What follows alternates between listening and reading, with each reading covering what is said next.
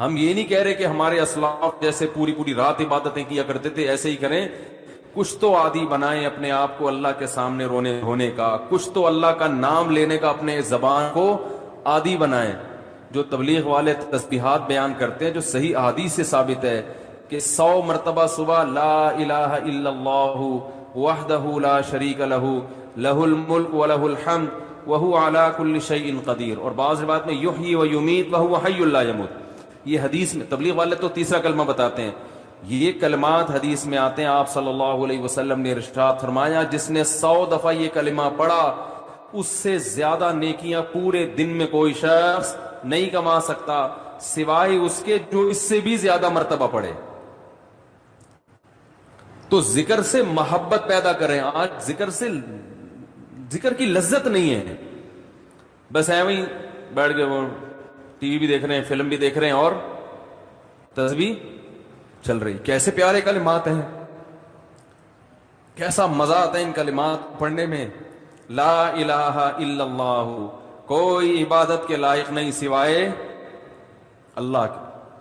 کتنا اللہ تعالیٰ خوش ہوتا ہے کہ جب ساری دنیا مجھے بھول گئی ہے, ہر وقت دولت کی باتیں, پیسے کی باتیں, مکان کی باتیں, پلاٹ کی باتیں, اس سے اتنے پیسے لینے, اس کو اتنے پیسے دینے, وہ کاروبار بند ہو گیا اس کو کھولنا ہے, یہ کرنا ہے وہ کرنا ہے, ہر وقت 24 گھنٹے. جس نے پیدا کیا, جس کے پاس لوٹ کر جانا ہے, سب چیزیں چھوڑنی ہے یہاں پہ, یہ بیوی بچے بھی چھوڑنے ہیں, یہی قبر میں اتاریں گے. جو آج کہہ رہے ہیں نا وہ رہ نہیں سکتے آپ کے بغیر, اور یہ اور یہی اتار کے آئیں گے قبر میں. تو جس کے پاس لوٹ کر جانا ہے اور جس نے بنایا ہے, هو اعلم بكم اذ انتم اجنة في بطون امهاتكم, اللہ فرماتے ہیں جب تم ماں کے پیٹ میں تیار ہو رہے تھے نا, وہ رب تمہیں اس وقت سے جانتا ہے.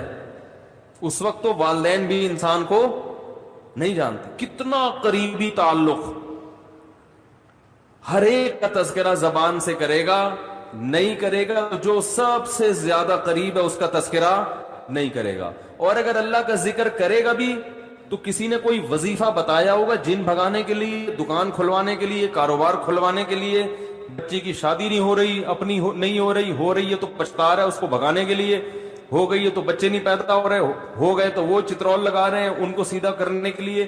اللہ کو خوش کرنے کے لیے, اللہ کی محبت میں اللہ کا نام لذت سے لینے کے لیے کہ مجھے بس اس سے محبت ہے, اس کا نام لینے میں مجھے مزہ آتا ہے, اس نیت سے ذکر کرنے والے مارکیٹ میں بہت شارٹ ملیں گے آپ کو, بہت کم لوگ ملیں گے. کوئی بیٹھا ہو نا صبح اللہ اللہ کر رہا ہو, کیوں کر رہے ہو, وہ جی فلاں پیر صاحب نے بتایا تھا, وہ فلاں پیر صاحب نے کہا تھا یہ کرو گے تو یہ والا کام ہو جائے گا. او بھائی اللہ نے پیدا کیا ہے, جیسے دنیا کا تذکرہ کرتے ہو بغیر ضرورت کے کرتے ہو نا. خواتین جب آپس میں ملتی ہیں دوسرے کا لباس دیکھتی ہیں, بہن کہاں سے خریدا, کتنے کا خریدا, ضرورت ہوتی ہے, حالانکہ جیب میں ایک پیسہ بھی نہیں ہوتا خریدنے کا. لیکن محبت جس چیز سے ہوتی ہے اس کا تذکرہ کرنے میں انسان کو, بولو نا بھائی, مزہ آتا ہے. مرد جب آپس میں بیٹھتے ہیں تنخواہ پوچھ رہے ہوتے ہیں, کیسا چل رہا ہے بزنس, کیا ہو رہا ہے, کتنا پروفٹ ہوا. جس چیز سے محبت ہے انسان کو اس کا نام لینے میں مزہ آتا ہے. یہ مزہ اللہ کا نام لینے میں بھی پیدا کر لیا جائے اپنے دل میں, تو وہی کیفیت ہوگی کہ دم رکا سمجھو اگر دم بھر بھی یہ ساغر رکا.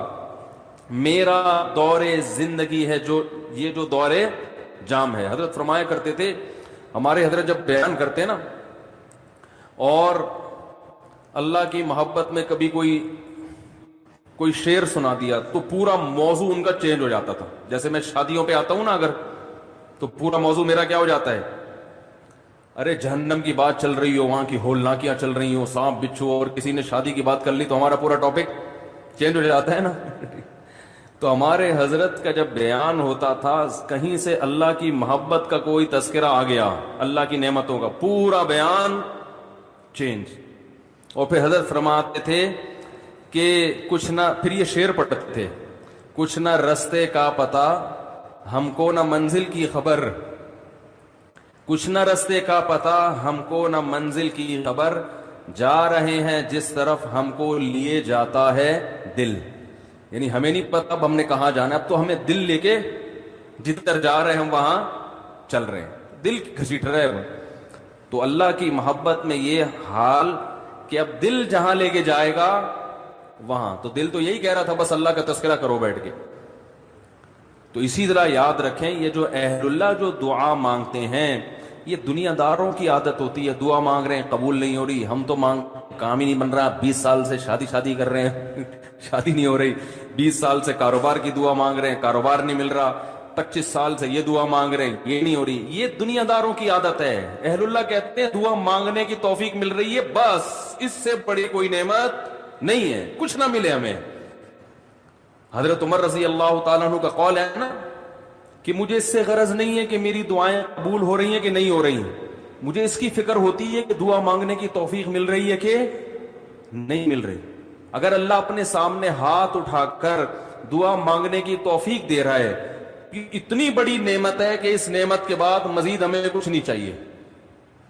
بھائی اللہ توفیق دے میرے سامنے ہاتھ اٹھا کے مانگو, تو یہ ہر ایک کو تھوڑی ملتی ہے توفیق. آج دنیا میں دعائیں مانگنے والے سب سے کم ہیں, سب سے کم. ایک تو مانگتے نہیں, اوپر سے مانگتے ہیں تو ایسی بد دلی کے ساتھ کہ وہ دل ہی نہیں لگ رہا ہوتا ان کا, اور پھر 2-4 دفعہ مانگے, بولے قبول, جا کے دیکھیں قبول ہوئی ہے کہ نہیں ہوئی ہے. رزق مانگے کہ اللہ مجھے اس کے حلال کشاد عطا فرما, اس کے بعد بٹوا نکال کے چیک کر رہے ہوں, یار کچھ بھی نہیں آئے, ویسے کہ ویسے ہی ہیں. کاروبار لاک ڈاؤن کی وجہ سے ٹھپ ہوا ہوا ہے, بزنس کا بیڑا غرق ہوا ہوا ہے. تو بھائی جو اہل اللہ ہیں وہ کہتے ہیں دیکھو جتنا تعلق دعا کے وقت انسان کا اللہ کے ساتھ ہوتا ہے نا, اتنا کسی اور چیز میں نہیں ہوتا. براہ راست اللہ سے اپنی زبان میں مانگ رہا ہے. بھائی ذکر میں تو کم از کم اتنا ہوتا ہے کہ ترجمہ نہیں آتا تو پتہ ہی نہیں ہوتا کیا پڑھ رہا ہوں میں, لیکن جب دعا مانگ رہا ہوتا ہے تو براہ راست اللہ سے تعلق, یہ تو بہت گہرا تعلق ہے. تو دعاؤں میں جان ختم, دعاؤں میں لذت, بولو نا بھائی, ختم. جب اللہ سے تعلق ہی کمزور پڑتا چلا جائے گا تو بھائی پھر جو اللہ کو خوش کرنے کے لیے جو اعمال اللہ نے بتائے وہ کہاں سے پورے ہوں گے, وہ تو ہو ہی نہیں سکتے پورے.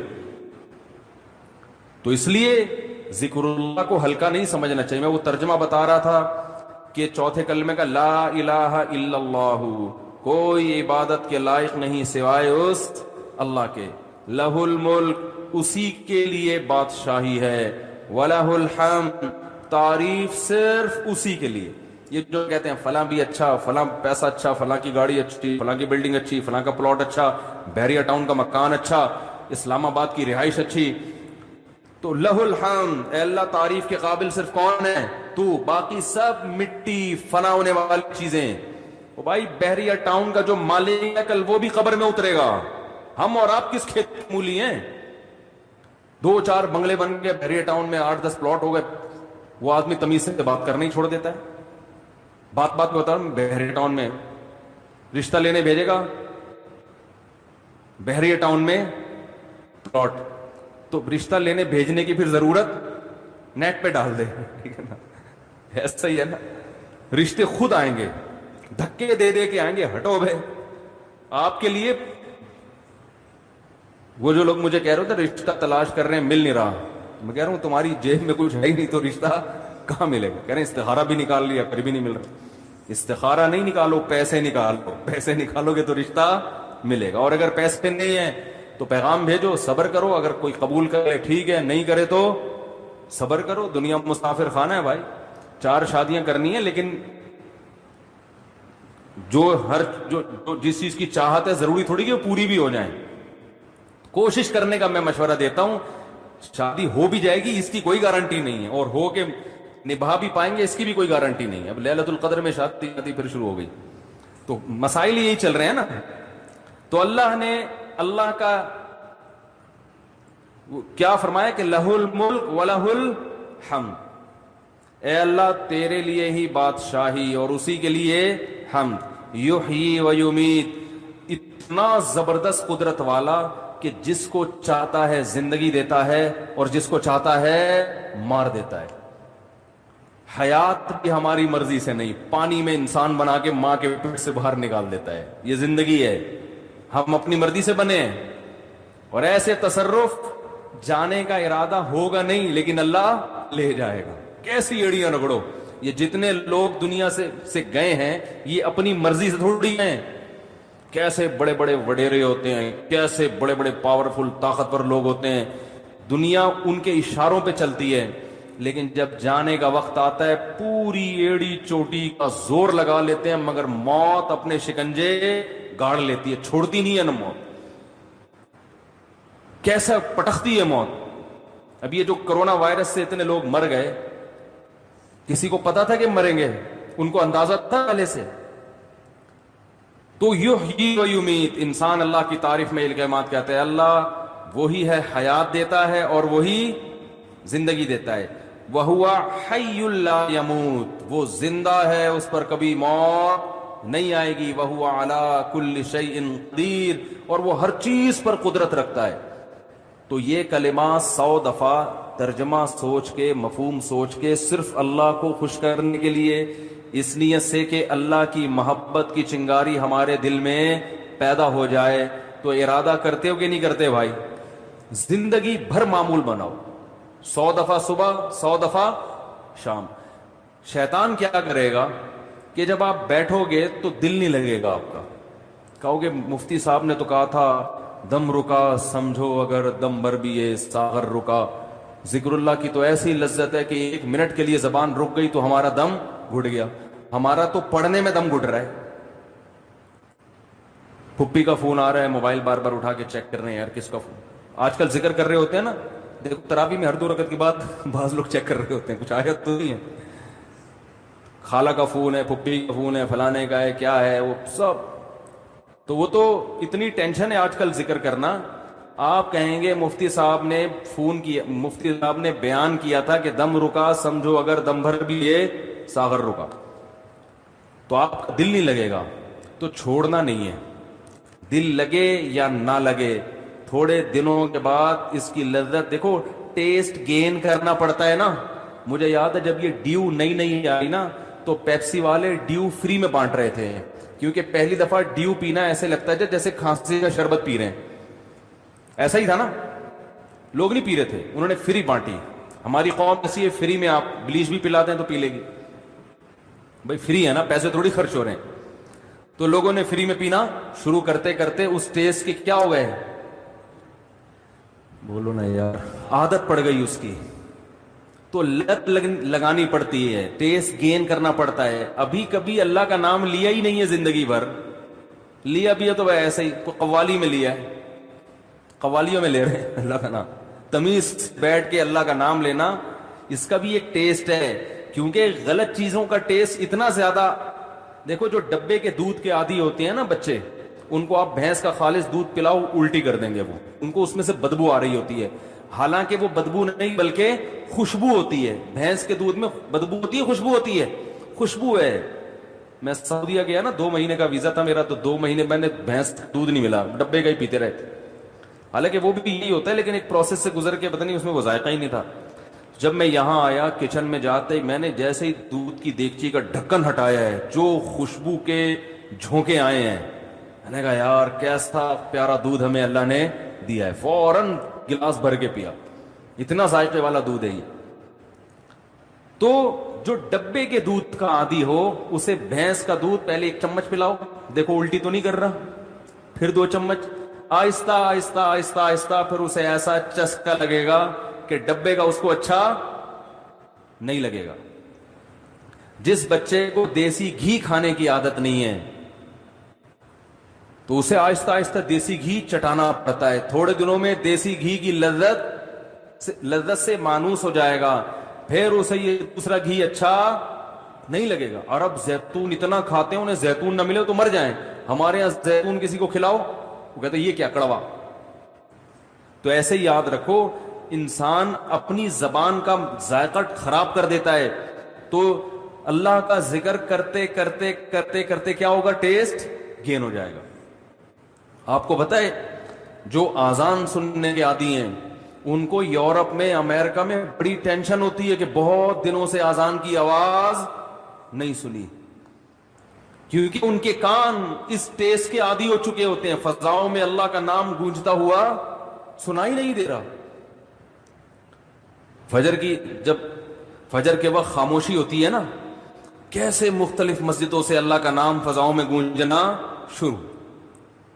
ادھر سے آواز آتی اللہ اکبر اللہ اکبر, ادھر سے آواز آتی اللہ اکبر اللہ اکبر, ادھر سے آواز آتی ہے.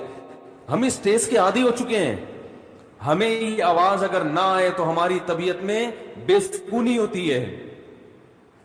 ہمارے کزن ایک امریکہ میں ویڈیو کال پہ بات کر رہا تھا ان سے اسکائپ پہ, تو میرا گھر تو مسجد کے بالکل اوپر ہے, اذان کی آواز بہت تیز آتی ہے الحمدللہ. تو میں جب بات کر رہا تھا, بات کرتے کرتے عشاء کی اذان ہو گئی, تو وہ اذان کی آواز ان کو کہہ رہے آج میں نے 10 سال کے بعد براہ راست اذان کی آواز سنی ہے. ان کو سکون مل رہا تھا.